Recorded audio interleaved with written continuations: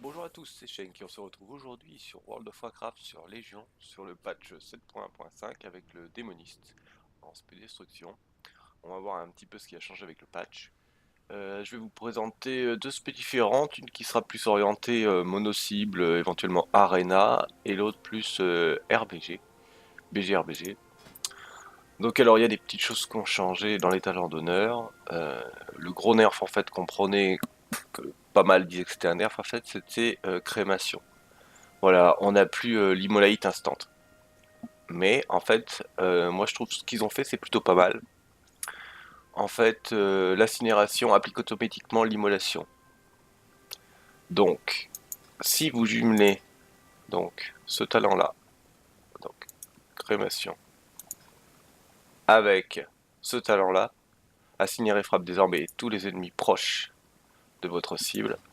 Quand vous allez rentrer en teamfight, vous allez balancer un incinéré et vous allez stack l'immolation sur tous les personnages joueurs proches. Donc là vous allez avoir du shard à mort. Donc ça va être vraiment abusé quoi. Là vous serez en perma chaos.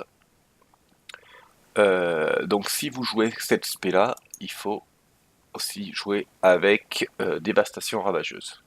Vous allez balancer de la bolt dans tous les sens. C'est vraiment le top du top. Concernant après l'aspect plus mono-cible, donc l'aspect mono-cible, conducteur d'âme, voilà, pour essayer de récupérer un peu quelques shards, la récolte, et le talent d'honneur, la grosse chaos, donc chaos focalisé. Donc en fait qu'augmente les dégâts de 100% des traits du chaos. Sur une vidéo que j'ai fait précédemment, vous pouvez voir, donc sous récolte d'âme, on arrive à faire des chaos à plus d'1 million. À un moment donné, là j'en fais une sur un mage à 1,1 million, je crois, ou quelque chose comme ça.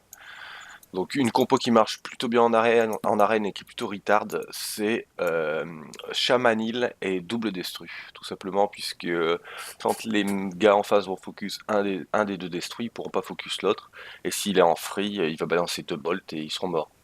Donc ce qui se passe, c'est que n'hésitez pas en arène à prendre tous les stuns en début de fight, ça c'est pas trop un souci.